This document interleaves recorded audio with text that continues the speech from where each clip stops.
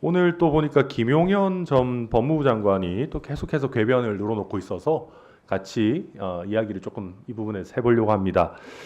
지금 비상계엄 이번 그 선포의 배경으로 한 세 가지 내용을 들고 있는데요. 이게 과연 정당한 목적인지 배경이 될 수 있는지 같이 좀 이야기를 해봤으면 좋겠습니다. 네. 김용현 전 장관이 지금 처음으로 주장한 게 국회를 이용한 정치 패악질에 대하여 경종을 울리기 위해서 비상계엄을 선포했다라고 합니다. 국회의 어떤 패악질, 이게 도대체 어떤 의미인지 모르겠습니다만은 마음에 안 드는 야당의 행태를 포괄적으로 이야기한 거겠죠. 국회의 경종을 울리기 위한 목적의 비상계엄 정당하다라고 생각하십니까? 법적 근거가 있다고 생각하십니까? 헌법 규정이나 개헌법 규정에 비춰보면 그 부분에 대해서 저뿐만 아니라 국민들이 쉽게 동의하기는 어려울 것으로 생각합니다. 네, 그리고 두 번째로 이유로 든 게 대한민국 선거에 관한 국민적 의혹을 해소하고 규명하기 위함이라고 합니다.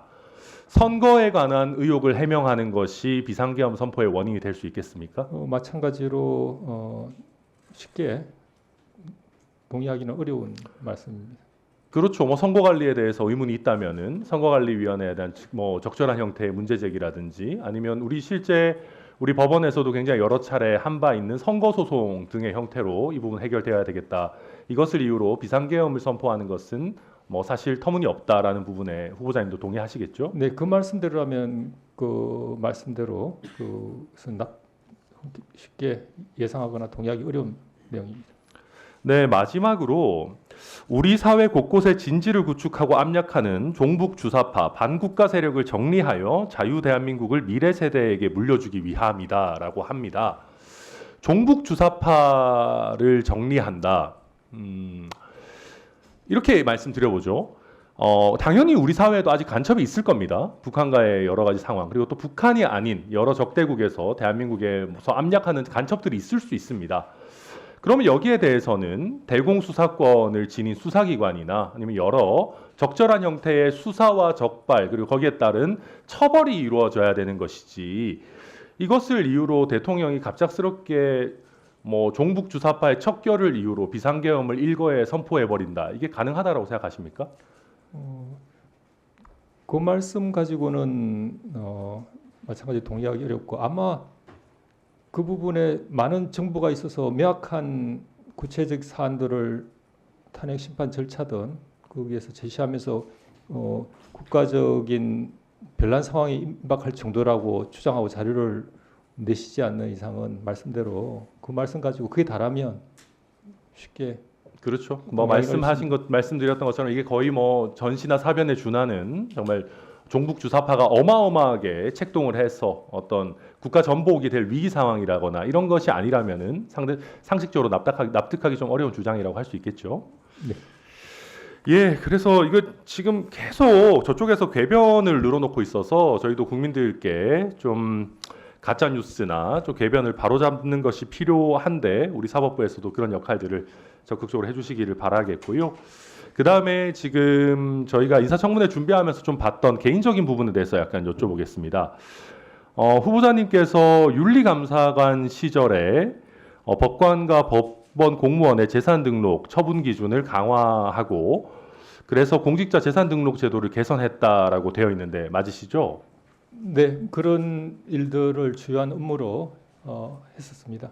예, 그러다 보니까 이제 후보자님도 고위 법관이 되셔서 17년도부터는 재산 공개를 하셔야 되게 됐는데 저희가 최근 10년간 자료를 보니까 14년도부터 24년까지 직계 존속에 대해서는 재산 등록 및 공개를 쭉 고지 거부를 해오신 걸로 확인이 됩니다.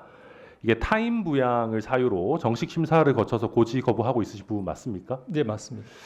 예, 그런데 그 제출된 후보자의 근로소득 원천징수 영수증을 살펴보니까 그 14년도부터 20년도까지 타인 부양을 이유로 고지 거부하고 있는 그 직계존속 같은 경우에 후보자 본인이 부양가족 인적공제를 등록하셨어요. 그래서 매년 250만 원씩 총 1,750만 원 소득공제를 받은 걸로 확인이 되는데 맞으십니까? 네, 맞습니다.